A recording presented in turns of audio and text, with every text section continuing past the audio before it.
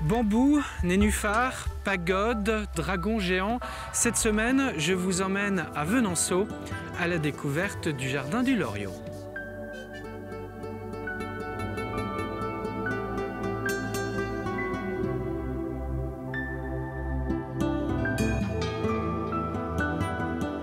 Avec ses propriétaires, Monique et Jacques Chaplin, nous vous présenterons non seulement ce petit coin d'Asie en Vendée, mais aussi leur passion qu'ils ont pour cette herbe géante, le bambou.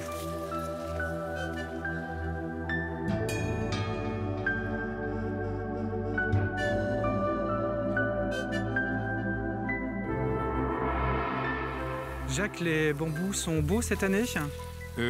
Particulièrement, ce bambou, je l'aime bien, il s'appelle Philoctatis nigra boreana. Un bambou parmi tant d'autres, 140 variétés ici au jardin du Loriot, un jardin qui a une petite dizaine d'années maintenant, Jacques. Une dizaine d'années, on a démarré, ouvert au public il y a une dizaine d'années, voilà. Alors, ce bambou qui est dans la famille des bambous dits noirs, on peut le reconnaître facilement, il porte des taches comme ça, qui fait que les Japonais l'appellent le bambou tigre. Ils imaginent qu'un tigre surgit dans la bambouseraie, et c'est pas si mal que ça, parce que au jardin du Loriot, on honore Clémenceau, qui avait pour nom le tigre. Exactement. Elle est née comment, cette passion pour le bambou, Jacques? Passion, c'est petit, j'aimais jouer. Là où je suis né, dans un bosquet de bambous, c'est les souvenirs d'enfance, on faisait des cabanes avec des bambous. Donc il y a un côté très natif, très sympathique du bambou. Cette collection, aujourd'hui, elle rassemble, on l'a dit, 140 variétés. On a des bambous petits, moyens, grands, géants, jaunes, colorés. Une belle diversité, en Vendée en tout cas, hein, ici. Une belle représentation de la diversité des bambous qui sont dits rustiques, c'est-à-dire ils résistent au froid jusqu'à moins 28, moins 30, mais en Vendée, on a un climat particulièrement doux. Le maximum, on peut descendre à moins 15. Donc, on a la chance d'avoir de très jolis bambous qui restent tout verts tout l'hiver, voilà. Alors là, on est face à un autre petit bosquet de bambous, un bambou qui tire plutôt vers la couleur jaune. Lui, il faut le savoir, vous n'en avez planté qu'un au départ, il y a une petite dizaine d'années. Et voilà ce que ça donne aujourd'hui, voilà. Un beau bosquet. Un bosquet. Alors, il y a un sillon vert d'un côté, sillon internodal d'un côté et de l'autre. Et sa caractéristique, elle est aussi qu'il est rugueux comme une langue de chat. Quel est son nom, lui?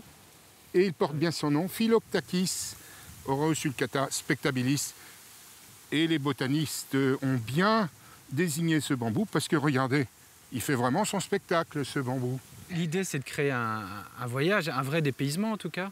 En fait, un jardin, c'est une passion, c'est devenu, non pas uniquement une passion, c'est devenu une vocation, c'est-à-dire on a l'intention de faire partager au plus grand public, finalement, notre passion pour le voyage dans tous les coins du monde, mais particulièrement en Asie. Voilà, le public qui peut profiter de l'ouverture de ce jardin, plutôt à la belle saison, depuis maintenant quelques années. Alors votre épouse est aussi très investie. Elle est plutôt investie sur le côté floral du parc. On va aller la voir d'ailleurs dans un instant. Elle est d'un soutien permanent pour ce jardin aussi. Tout à fait. Et ce que l'on fait, arrivé à la retraite, c'est un jardin avant tout, effectivement, c'est un jardin planétaire, on va dire qu'il fait des références à des tas de coins du monde, plus particulièrement en Orient, mais sa caractéristique, deuxième caractéristique, c'est un jardin naturel, et troisième caractéristique, c'est un jardin familial. On le fait, c'est une passion, une vocation familiale, donc c'est un plaisir que l'on partage en famille et que l'on partage avec les visiteurs. Alors on va aller retrouver Monique, votre épouse, pour la partie florale du jardin. On vous retrouvera juste après sur les infrastructures, les pagodes que vous avez installées depuis peu ici. C'est un dépaysement encore peut-être plus total. Mais en attendant, comme chaque semaine, je vous propose de découvrir un reportage. Il est signé Anthony Jamin.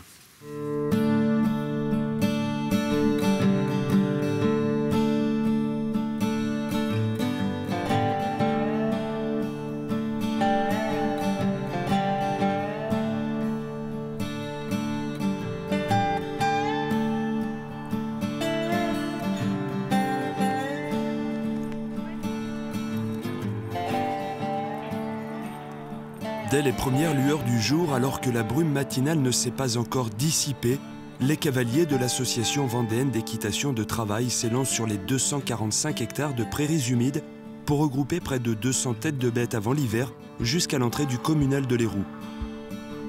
Les vaches sont beaucoup plus calmes le matin.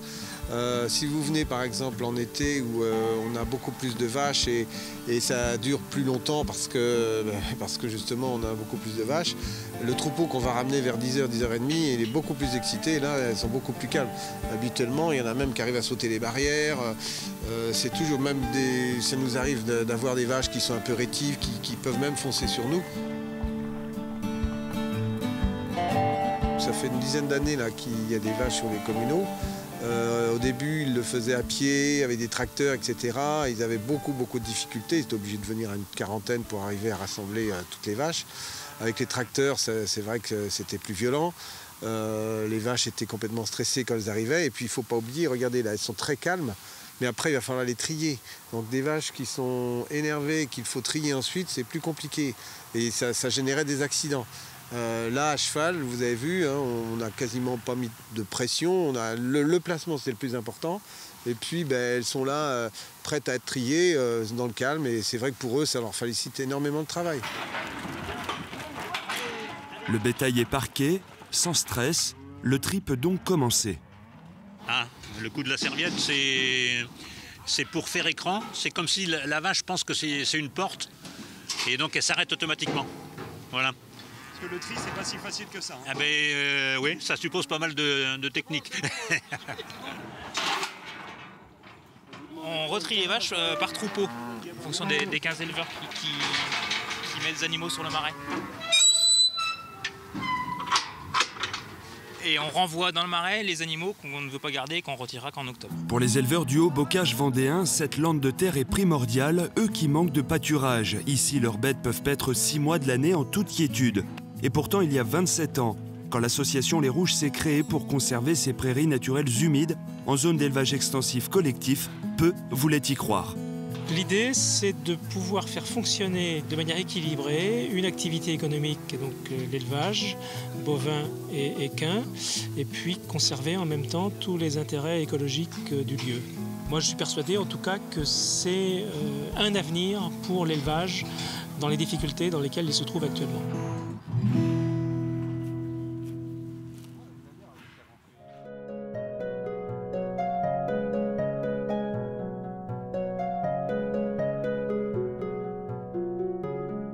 Nous voici de retour à Venanceau sur les 5 hectares du jardin du Loriot. Alors après le bambou, on va passer à la partie florale ici dans ce jardin avec Monique. Alors la fleur, c'est votre truc, hein? Ah oui, la fleur, j'adore les fleurs par leur parfum, leur couleur, leur forme.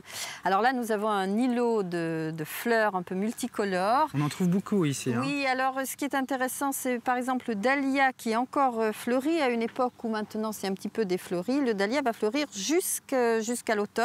Nous sommes en septembre. Nous sommes en septembre, absolument, jusqu'au gelé. Alors vous avez ici une particularité, une variété particulière qui était la variété préférée de Claude Monet, qui n'aimait que les fleurs simples. Elle se décline en jaune. Et également, celle-ci est très jolie, vous voyez, très délicate, avec du rose et du jaune. Magnifique. Voilà, magnifique. Ouais, magnifique. Alors, nous avons également plus exotique, plus tropical, des sauges Sauge du Mexique, touchée comme la feuille est douce.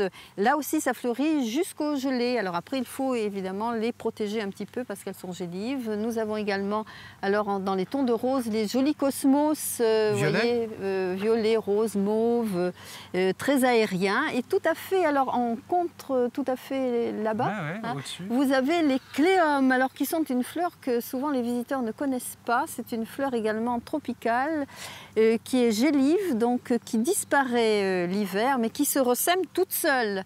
Donc on n'a pas besoin de s'en occuper. Si vous voulez, c'est le miracle de la nature. Tout renaît ensuite, voilà, tout se ressème. Et Monique, on va trouver ici par ailleurs beaucoup de rosiers et beaucoup d'hortensias aussi. Beaucoup d'hortensias. Nous avons une très belle collection d'hortensias. Alors hortensia macrophylla en boule, paniculata. Mais alors il faut venir au mois de juillet pour les voir en fleurs et pour en profiter. Il faut le noter. Alors on va retrouver Jacques. Voilà. Jacques, dans ses folies asiatiques, ça se passe un peu plus loin.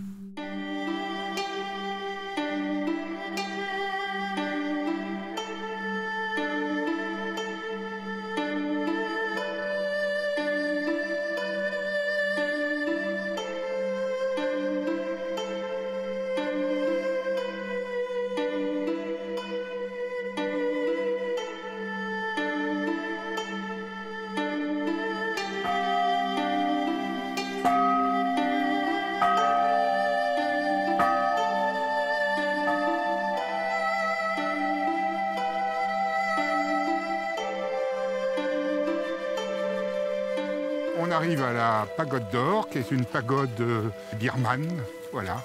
Alors c'est une réalisation assez récente, ça, hein, qui est arrivée il y a peu de temps dans le jardin. Hein. Voilà, suite à notre voyage en Birmanie en 2013, on a eu l'idée de faire ce petit temple avec des artisans birmans qui perpétuent un art centenaire de sculpture du marbre. On voit ce Bouddha qui est typique du Bouddha birman. Il a la main au sol, il prend à témoin la terre de son éveil. Voilà. Et regardez derrière, c'est très beau. Des artisans ont sculpté des fleurs de lotus. Fleurs de lotus.